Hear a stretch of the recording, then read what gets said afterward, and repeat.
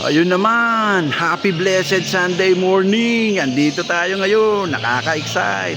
Bird show po ito ng Akab ha. Akab dito sa Cavite, sa Bacoor Main Mall ba ito? Ayun.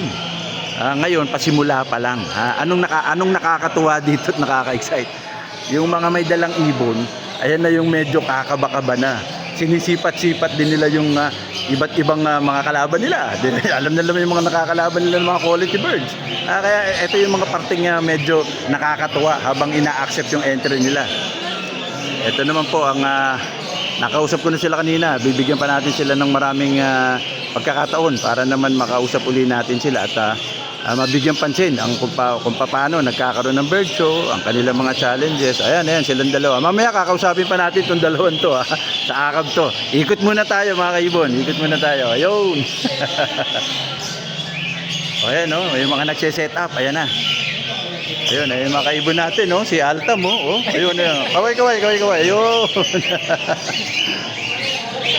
Iba-iba po meron ditong mga kakatail, pinches, Budgerigar or modern Budgerigar din, of course mga lovebirds. Ayan, ang dami.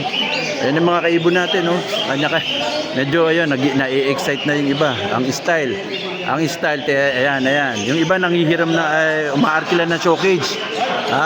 Ito naman yung mga katropa natin sa modern Budgerigar. Ayan kilalang kilala kilala nyo naman si RSA Rene Almario. Yun naman ang isa pang champion line. Sinasabi ko na nga ba.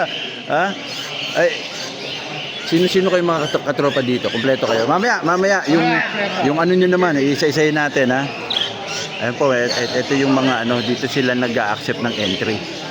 Ayan. Magaganda ng mga modern Budgerigar, solid ang gaganda ng ulo. Ito yung mga nag-entry mga kaibon. Yun. Dito nagsisimula. Ayan.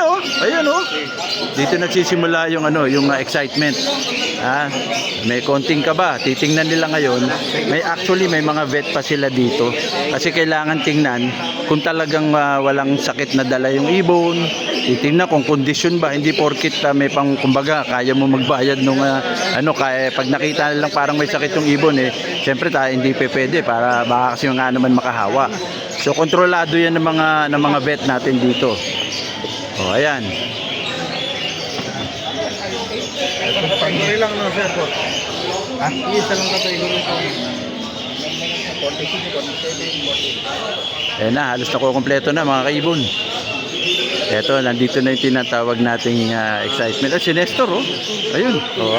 Ayun. Ayan, mga nakahilera mga African lovebirds natin yan. Ang gaganda naman ng mga Rosicolis. Ayun. Okay. Good morning. Ayun, good morning. Ayan ang mga magagandang tayo ng mga Rosicolis mga Alsuan. Ayun tignan mo, iba-ibang klase ng dalang mga ito, ang gaganda din ng mga showcase niya Tapos iba rin yung pwesto ng mga ibon mga African lovebirds naman to. Yun naman, ang gaganda naman. Pahapyaw-hapyaw lang tayo mga kaibon. Magkakaroon din tayo ng mga interviews pagdating sa mga Akab officers kung paano naman na tumatakbo ang proseso ng mga bird show at ang mga challenges, dahil hindi ganun po kadali talaga magpa-bird show Isa sa mga challenges talaga yung mga funding. Kaya naman tatanungin natin sila kasi butin na lang isa sila sa mga nagpapa-bird show 2 to 3 times a year etong Akab, at alam ko marami-rami pa rin naman at sana suportahan natin ulit. Yun lang muna, maya-maya lang makikitaan nyo pa ng mga umiikot-ikot na judges at mag-i-interview din tayo ng mga officers naman ng Akab dito sa Cavite, sa Bacoor. Salamat po! Yes!